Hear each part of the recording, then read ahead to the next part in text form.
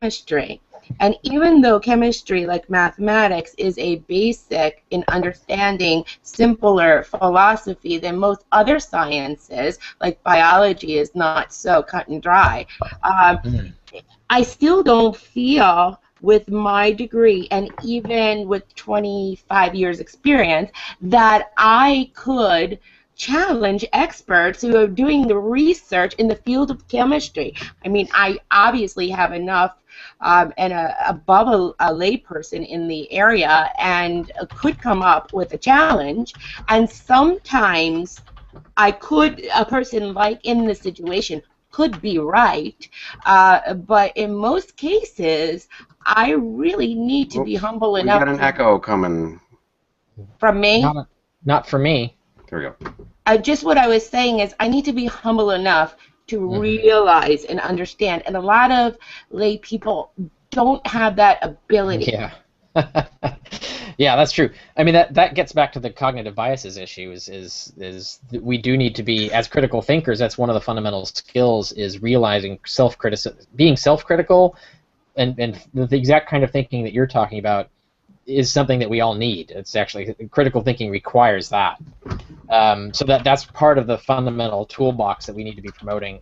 We would ideally want to be promoting that amongst everyone. And so, I mean, that's kind of what people like me do, but obviously we're not powerful or influential enough to educate everyone on it. You have to want to learn it. And go look at it. There's got to be a good resource too that we can share to teach people how to critically think.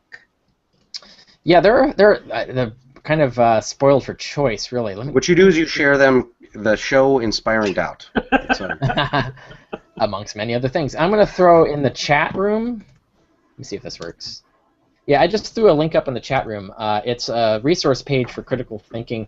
I gave a talk on critical thinking, how the skill set is different now in the 21st century than it used to be. It's not just a simple matter of learning logic, although it's still that.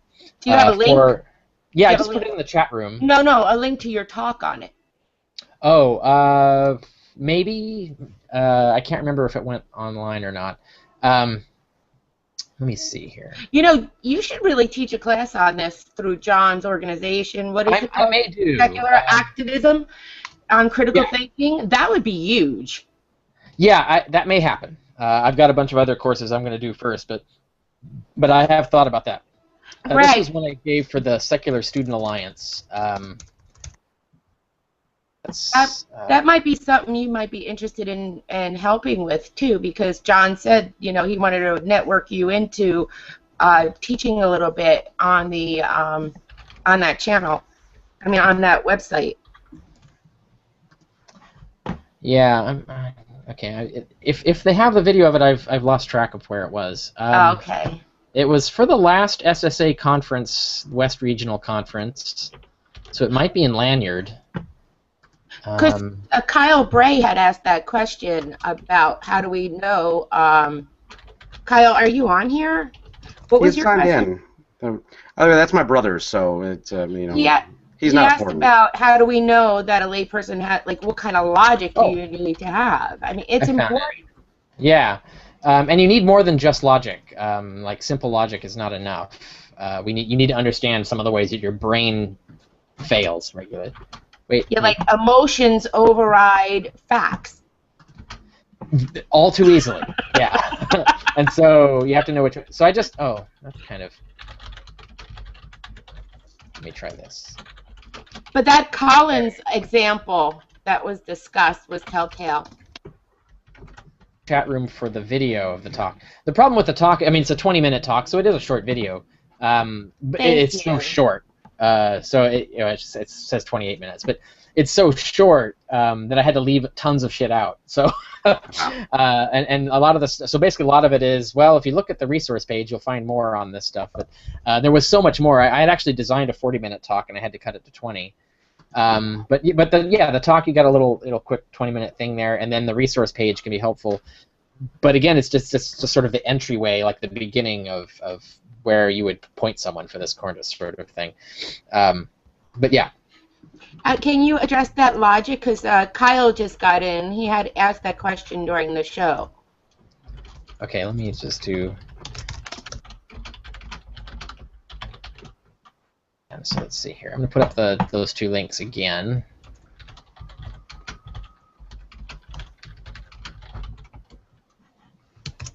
Okay, got that.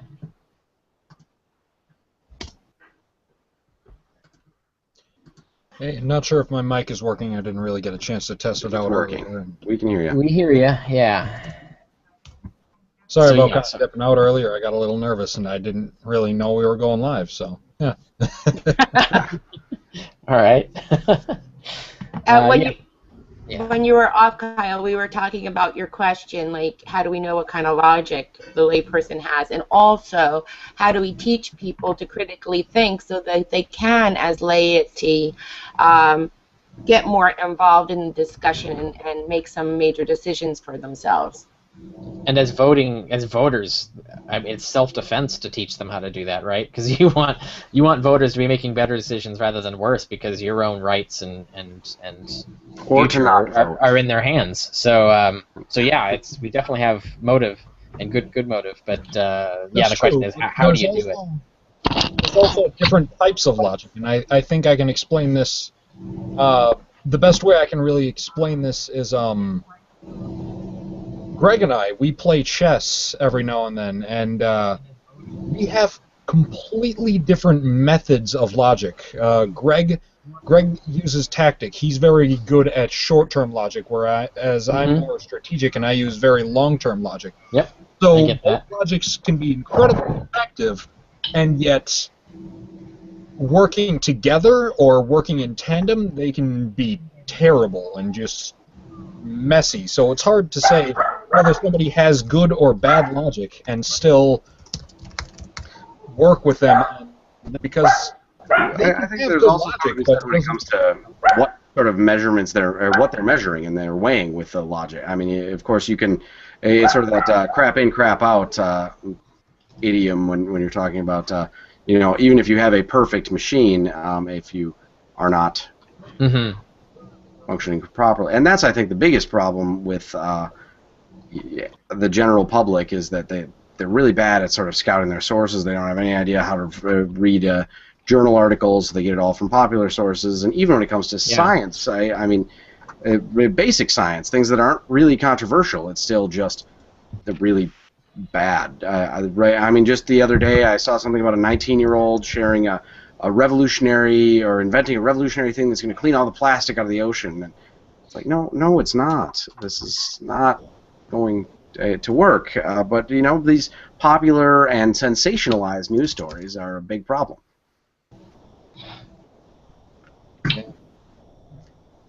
So we have Elizabeth, Susie, John just rejoined us. Does anybody have any other direct questions they wanted to ask Dr. Carey, or will we have them here? I'm going to keep reposting the links as people join, because I don't think they can see the past chat. I'm not sure. I think you're right.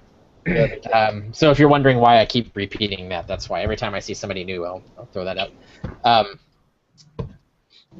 Yeah. Okay. So the whole that issue we were talking about before. That's why I think it's so important to figure out a simpler heuristic where you look for ways to test the reliability of authorities, so that you can start excluding whole entire blocks of sources, right? And for your example you gave was that crappy naturopathy or whatever. Natural news. Natural news. Once you've figured out that's not reliable, you never have to vet anything in it again. You just know it's unreliable. So all you have to do is just enough to figure that out, and then that's gone. And then you can do that. And then you do maybe something else where you go, okay, these particular journals published by this university or whatever, okay, I can trust those as much as I can trust anything in science, because often it's not all 100% reliable, but it's reliable enough. So that's the skill that people have to start with, is vetting sources. And I think that's the first fail that people have. It's like if you're still believing Fox News, that you're still at the first stage of failure in vetting reliability, right? And vetting who to trust. But that's the first thing. It's kind of a litmus test, I think. Often, if you just ask somebody, what is the most biased news station out there, and they don't answer Fox News, or at least American, cable news network. And they don't answer Fox News. You can basically just end the conversation. Yeah, no, it's sadly true. Yeah, and the challenge is that if they don't answer that way, how do you get them there? And that truly how is. How do you get them to realize that? And that can be challenging. Well, that's why I try to make the argument consistently. It's that you just trust the scientific consensus because you're not an expert. Yeah, that's where I think making. You got to be careful of that, though. Well, I understand you. I mean, not to make any accusations here, but I think you have a bit of a dog in that fight. Because you are making a minority argument. But my worry is that if we create a regime wherein we just trust what scientists say, you're conferring too much power to science, and then that becomes. I'm thinking in terms of politics. The political power that comes from just trusting an authority unquestioningly is always bad. We always have to be able to question I think we need to sort of trust the method of science. That specifically, I think the consensus is part of that method, though. That when we have this. As long as it's maintained that way, yeah. It's so easy though to just start writing on your laurels, and then the consensus just becomes a bunch of opinions. You know what I mean? Like they can trade on the past successes of science and drift away from that a genuinely authoritative methodology, and just start pronouncing opinions and assuming people are supposed to trust what they say, even though the methodology has declined. Lay people have to be able to tell when that's happened, if that's happened, or that it's not happened. And I think one of the best examples of how we can trust science still is when science criticizes itself. Like it's been doing recently. The last couple of years, there's been a lot of really good self-critique within the science community about the problems with their peer review system, the problems with frequency testing, the problems with fraud, and these problems have become more and more serious, and there are actual scientists getting papers in peer-reviewed journals in sciences pointing out these problems and that something needs to be done. So that the fact that the scientific community as a whole is aware of its own failures and is trying to self-correct them is a good sign. So what we want to do is wait and see, do they respond to this? Do they correct these things, or do they just keep going down the same road of increasingly unreliable methods? So that's the kind of thing that a layperson has to be responsible to look at. And it's the same thing we do. But if the layperson is not ready to trust sort of the provisionally, I'm not saying sort of dogmatically trust the consensus of the experts, but provisionally trust it.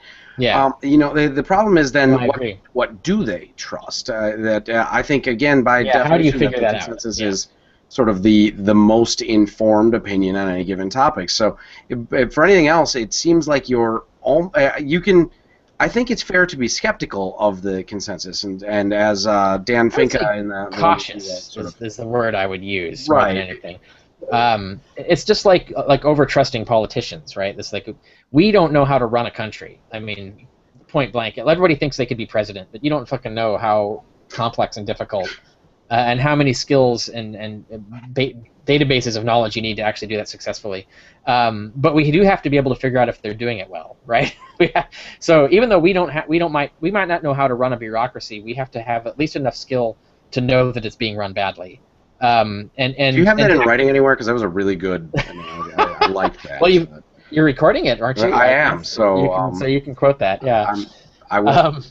Yeah, no, it's true. I was just thinking if there was an example that it was on the tip of my tongue there, but oftentimes in political policy debates, you'll see people recommending policy solutions that I could point out are disastrously bad ideas, and yet I'm not an expert in that policy area. So I think when laymen are coming up with that, they do have to rely on experts to an extent that they have to listen to what experts at least are saying.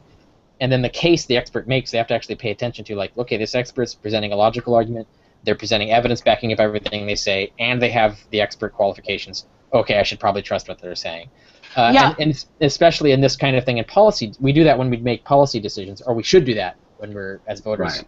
Making Well, policy. I think, though, there's a difference between the same in any an individual, an expert who's saying, this is, coming out to make their speech in front of it, or because, frankly, individual experts, as we all know, the division of labor, everyone specializes in a very sort of narrow aspect of their own field. So within it, there's basically any really specific point, if you get to a specific enough point, you have a consensus of one on it. Yeah. I mean, it's been reviewed to make sure that their methods were there, but yeah. for Yeah, the no, most part, you know. that's true. That's true, and also a problem. But it's just one when more you thing. get broader, I mean, as you mentioned, it was sort of eliminating the areas of disagreement in the historical studies. As you get to the sort of broader scope, then you do establish a pretty clear consensus of things that they've all sort of at least reviewed the evidence on enough that they're confident in it, and you know, may not have personally studied it, but it's you know, like for example, the climate change. Now, if we have a specific model of climate change and what this is going to do to, say, Fiji, then I mean, that's probably one person's dissertation that they're writing on this. But if we have sort of the general argument that climate change is human caused and it's a big bad thing that we should be concerned about, that's where the major consensus really falls. So exactly what to do about it and when and how and why, the more detailed you get, the more difficult it is to have a consensus, let alone to really sort of trust the consensus, because it becomes a smaller and smaller one. But in sort of the general aspects, even there, really I think anything better you can do.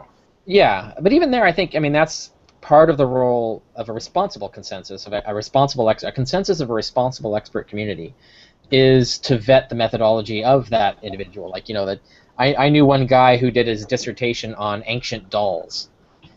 Probably the only study of ancient dolls that's ever been done.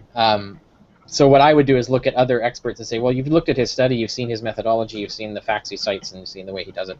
Is this an authoritative treatise? Should I trust this? And they would all say, oh yeah, I looked at it, looked it over, it looks good, and he has the proper qualifications and so on. So I think, I mean, consensus is still useful there, and that's we can still use it in that sense. And so the question becomes, you know, how does the layperson decide when the consensus is not agreeing? When there is no consensus, when it's confused on that aspect, that's a challenge. But no, I think obviously, as I point out in the article, we have to rely on the consensus of experts. Like citizens judging our leaders, we have to be critical and we have to be cautious. But at some point, we have to figure out who to trust and who not. We don't have any choice in that matter. And I think most of the time, consensus of experts in reliable fields is trustworthy. So do we have any other direct questions from the people? I mean, you guys are the ones who requested the after show for the questions and answers here, and I do. Well, there's actually something I'd like to share and then ask Dr. Carrier the question. There is this example of a medical student who was doing a project and noticed that children born to more wealthy women were 2 to 1 more likely to have cancer. What she narrowed it down in her research to be attributed to was X-rays. She noticed that 2 to 1, the children that were in utero, where the mother was exposed to the X-rays, were twice as likely to have cancer, childhood cancer. Now, she presented the information, and the consensus of experts, the practicing physicians, who you know are doing the best by their patients, totally ignored the information and continued for 25 years not to accept this information from a medical student. Now, here are some evidence. That's when the strong consensus can be detrimental. When new information is found out by someone who is not part of the expert group and is trying to convince, it took 25 years. Yeah. And then they said, well, I was afraid to say something, because you have to remember, experts are human. So what do we do with that type of situation? How do we get through? Yeah, well, that's a particular challenge in terms of what you need is for the medical community to change their behavior, and that's a more of a social political problem, right? I mean, it's one thing to decide who's right and who's wrong, but that doesn't solve the other problem, which is getting them to acknowledge the truth and act on it, and that's a different problem altogether. from the perspective of someone faced in that situation, I mean, if someone came to me with that story, like they're ignoring me, I've got all this stuff. I mean, I would have to like talk to an expert that's supposedly one of the experts ignoring it, and say, why are you ignoring this? And first of all, of course, they'd have to meet a minimum bar of like, is this study even something that I think that I would even trust, right? And then, if is it worth my time to even bother with it? There's a lot of crank stuff out there, right? So we have to figure out, we have to have some sort of filter for that. But then ask an expert, like, what's your argument against this? And have an expert look at it and actually make an argument and see how the debate ensues between them, and to see if one side or the other goes crazy, like starts looking like a kook, or if is concealing information or is being illogical. That's the only thing that we can do, and to see what transpires. I suspect what would transpire in that scenario is that the medical expert you're asking would eventually concede the point. And so I think it was more, what you're looking at is more of a political act of ignoring a problem for particular reasons, rather than an epistemological problem. Right. That's what I figured. I would probably have to keep searching for an expert who would speak up, look at the data, who would be willing to actually look at the argument and make either agree with it or make a case against it that could then be debated between the two people. So, yeah, if they're not even doing that, if they won't even look at it, and yet it looks like something they should look at, then you're looking at politics, not epistemology. It was presented at a 2012 TED Talk conference in Sydney. A doctor was talking about this. If I can find the link while we're still on, I'll post it. So I have some personal questions here for you. I guess not personal so much, but off topic and things that. No problem. I just wanted to delve. So your book that's coming out is here soon. But what was it that really sort of drove you into this historicity of Jesus pursuit? Oh, well, of course, that's actually in the prefaces to both books. So I actually tell that story in them. Basically, I mean, the story is, I mean, it kind of has a little bit of a backstory. I mean, the backstory originally was that I was against Jesus mythers were crazy people to me, right? And so as I was a graduate student, as a doctoral student in history, I would get a lot of atheists saying, "Hey, what about this myth stuff?" And I would explain to them, "No, it's bogus, and you should ignore it." Until another people whose opinions I respected said, "No, you really need to read this particular book. It's not like the other books." And it was Earl Doherty's The Jesus Puzzle. And I said, okay, so I'll do that, and I'll at least get a good article about it and be able to write about it. And I read it, and I read it the way I would read if I were a professor and I was reading a dissertation, right? And like the first draft of this dissertation. Like, what would I say? Okay, you got to change all this, or this is wrong, or whatever. So I approached it in that way, and it was pretty good. I had a list of all the things that I would fix in it before I would approve it as a dissertation. But it was almost dissertation quality, and so it wasn't like the crazy stuff that I had dealt with before, and it raised some really interesting questions that I hadn't realized or hadn't thought about before, and I hadn't seen any good responses to in my field. So I was kind of taken aback by that. And I wrote about that, and I said that. I was like, I think, right now, the historicists don't have a good argument against this, so I'm kind of agnostic about this issue, or where we'd go from here.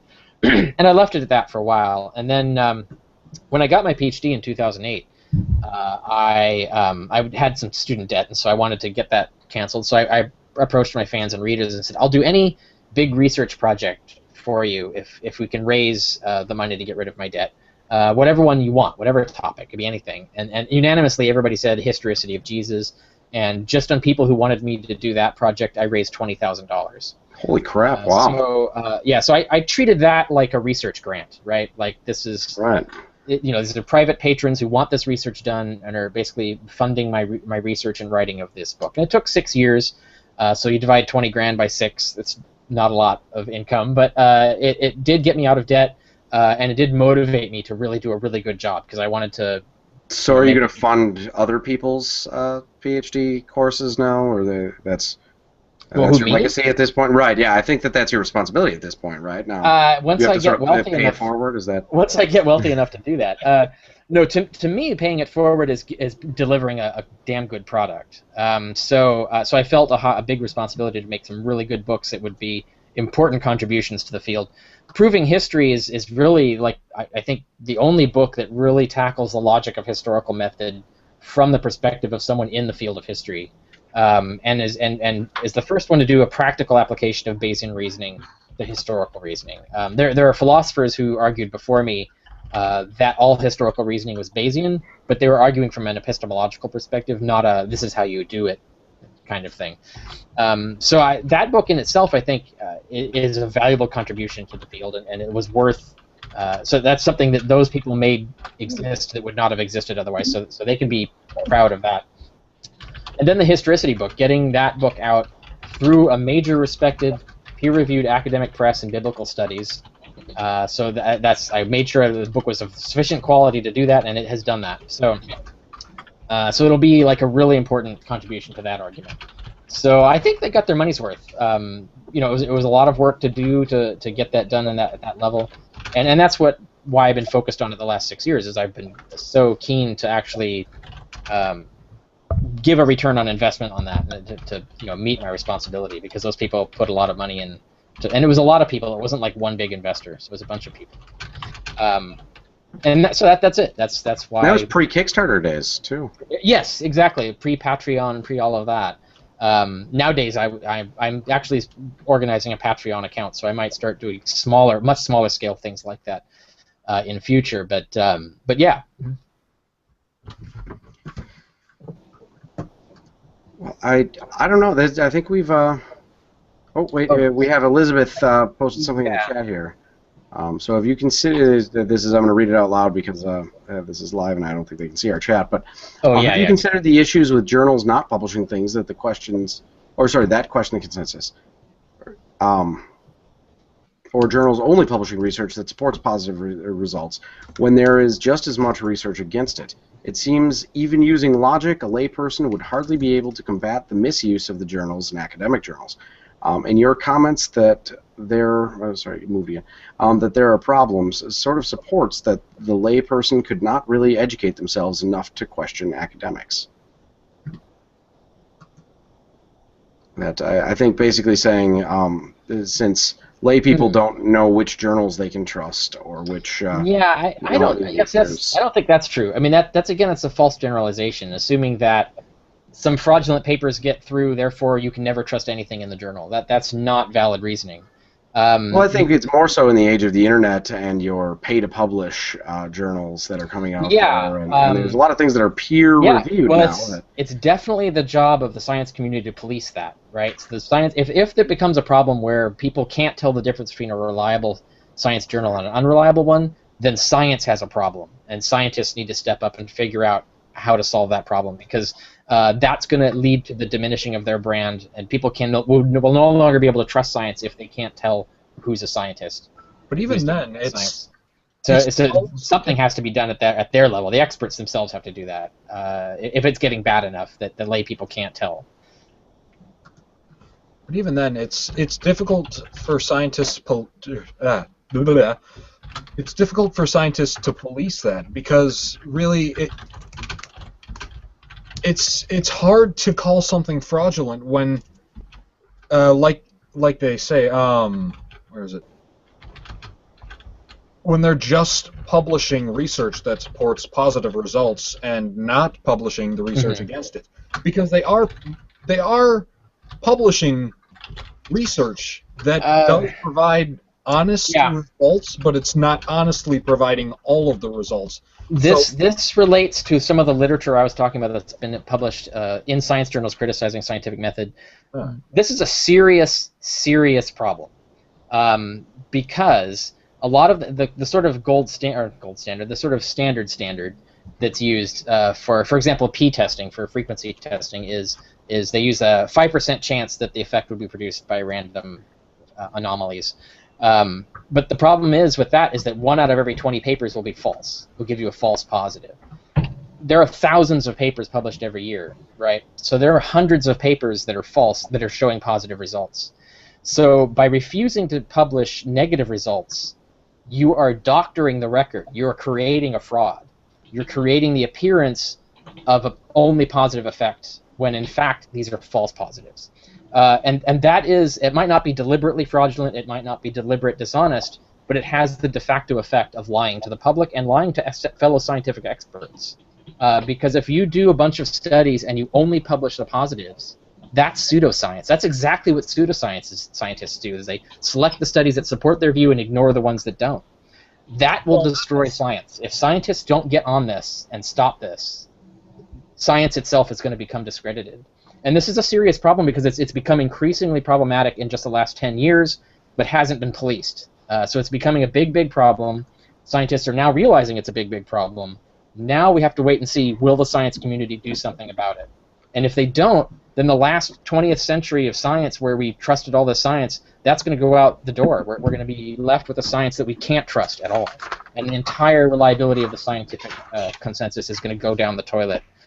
I think scientists have every motivation, or ought to have every motivation, to prevent this from happening. So they better do something about this. That is true. But I wasn't really necessarily denying that it is happening, or really... Yeah, I understand, but my point is that there is a responsibility of experts to solve these problems. If lay people... Right now it's not so bad. Right now a layperson...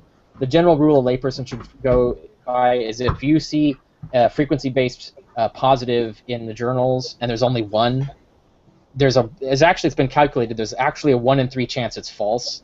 So you probably shouldn't trust it.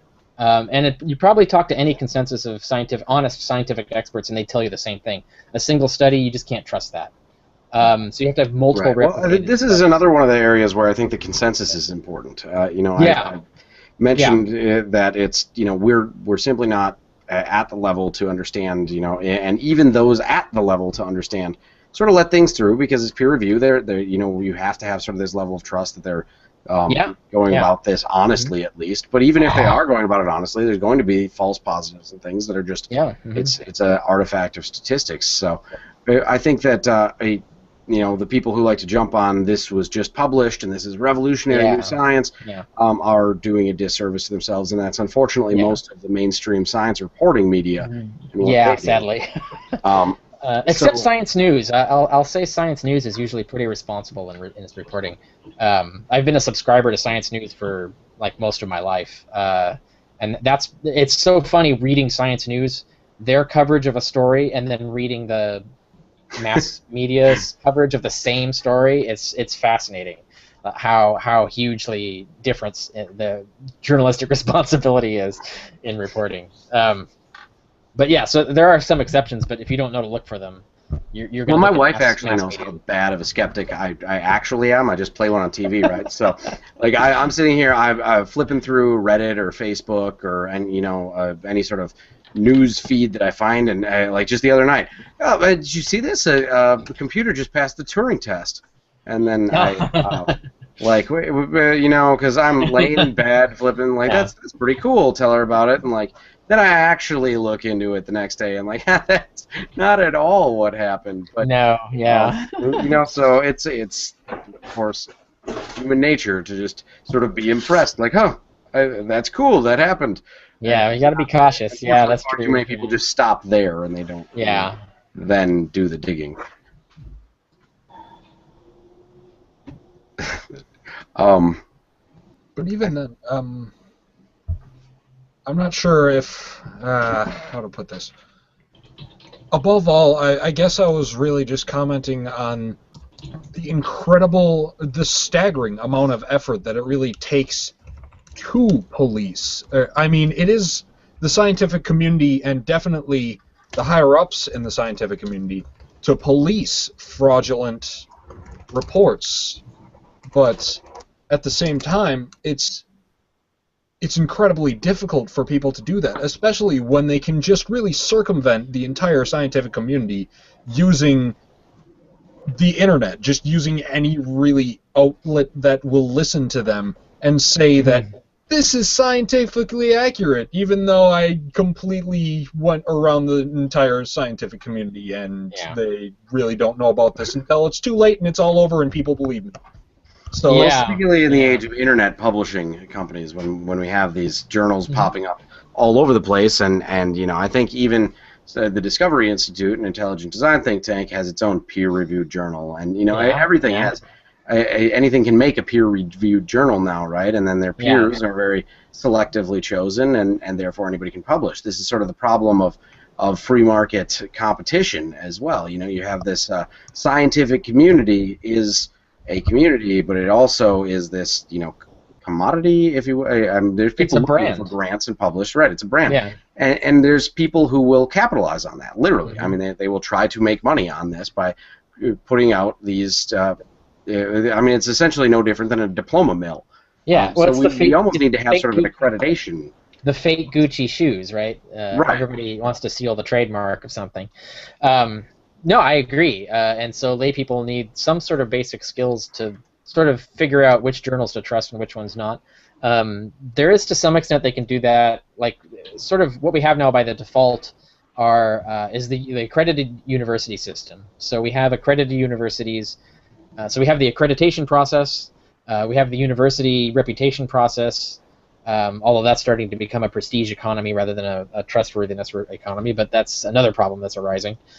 And then so journals produced by or in affiliation with universities sort of borrow that vetting process. So as long as scientists keep the reputation of that up, then that is at least one thing that a layperson can look at, versus once they see a journal is published by the Discovery Institute and they know you can't trust the Discovery Institute, then they can make the inference that they can't trust the journal there.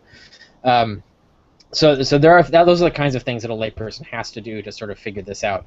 And I think it should be what experts should do more than anything is help lay people do this, like give lay people the tools to tell when something is when a source like a journal is vetted and when it's not vetted, or like this journal's not been very vetted, this journal's been really well vetted. There's the impact factor rankings and things, but I think a general those journal are accreditation source. Those are difficult for a layperson to get at and understand, though. So I think there are better ways experts could help lay people do this.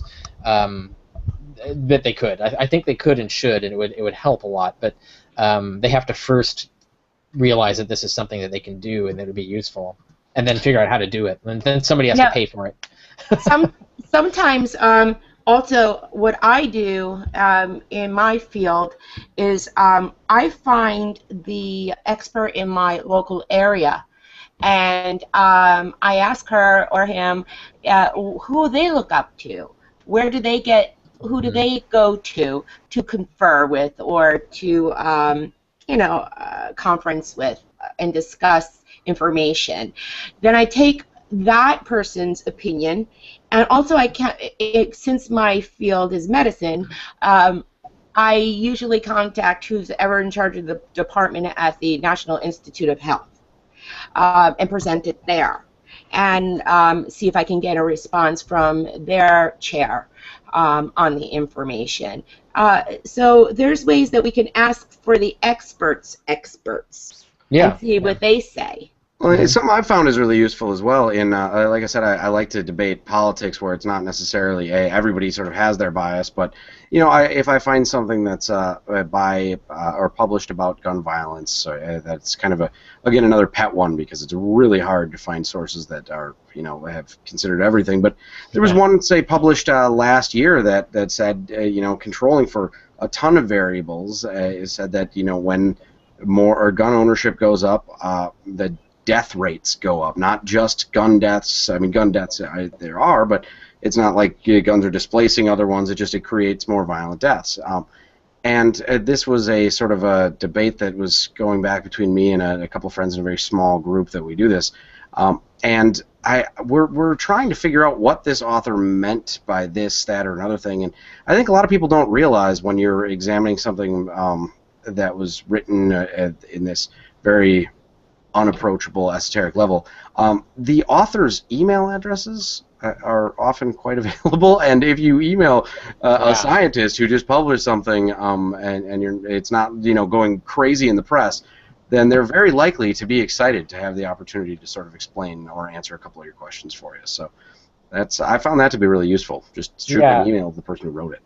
And then again, you can do that process of seeing who's being more forthcoming with evidence and making a sound argument and who's not. Another example that comes to my mind is I don't know if you've heard of the Gospel of Jesus' Wife. Yes. Yeah. So there was recently, and the press reported on this new study, this collection of studies that proved it was authentic and so on.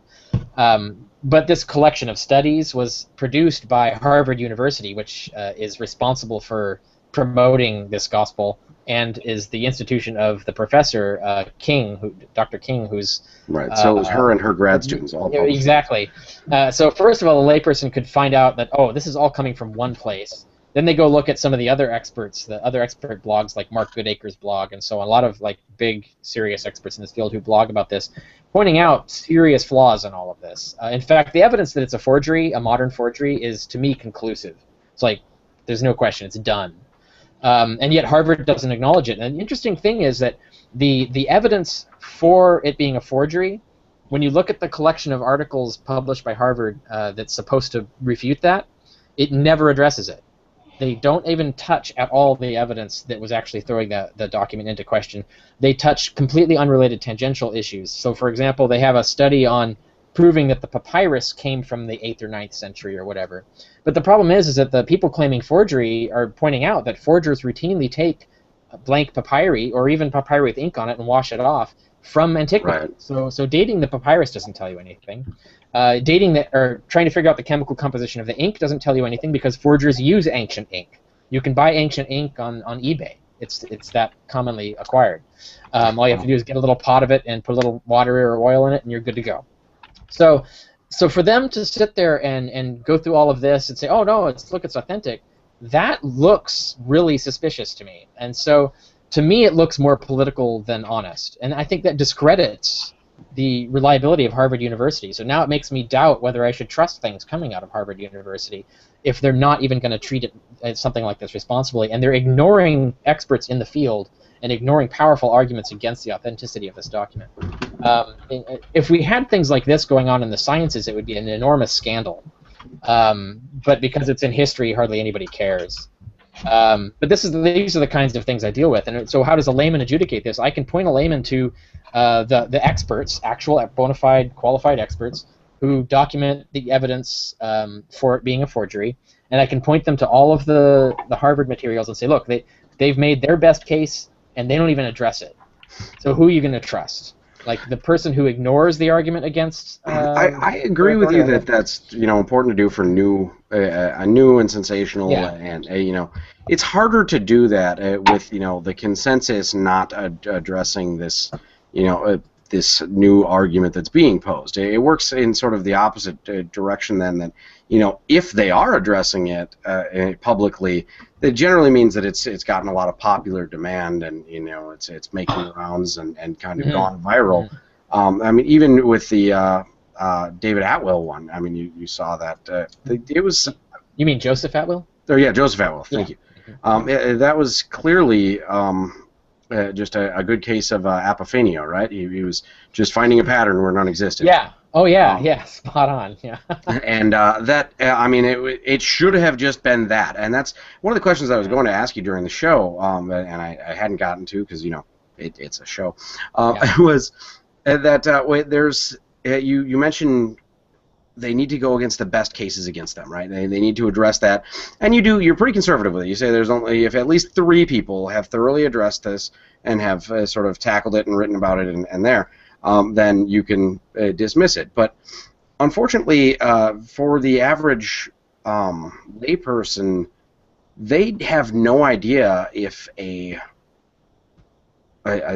theory being proposed or a criticism is just such crap that nobody's wasting their time with it. It's it's like, I mean, the Zeitgeist movie is a great example. Yeah. Oh yeah, spot on. Yeah. It was huge, viral, and frankly, it got me for a little bit. I'm like, wow, this is nuts. And then again, because I'm a bad skeptic at home and a better skeptic in writing, so then I finally did some digging into it. I'm like, this is a load of crap. Yeah. I mean, frankly, a layperson could just get the email address of any Egyptologist in the world and ask them, is what this movie says about Horus? You'd have to help them by presenting the information. Don't make them go watch the movie. They're going to waste their time doing that. Say, they made these claims about Horus. Is this at all true? And any expert in the community would tell you, no, that's false. So I'm not saying that's easy, but I'm saying that that's what you would do as a layperson, is you'd have to find, focus on like what you think is the most amazing claim in something, and then find an expert who, assuming no expert has already written on this, that's the first thing you'd look for. So you have somebody. There's a lot of good expert criticism out there. There's Bad Astronomer, or Bad Astronomy is a blog on yeah, this. That's Phil Plait. There's a lot of places you can go now for this, which is great. But if that's not happened, and you see something that's amazing, and you can't already dismiss the source, like sometimes you can tell that it's full of shit right away.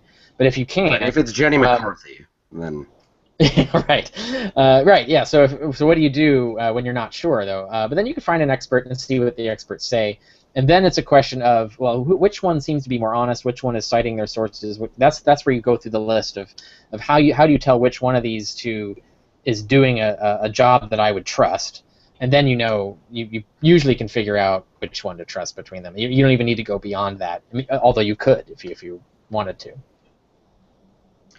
Well, Dr. Carrier, we are now almost an hour later than I had told you to expect, so I'm going to give you an out here. Thank you for sticking around so much. I'm going to bail, but yeah, sure. Thanks for having me on. It's been a pleasure, and hope to have you on again soon.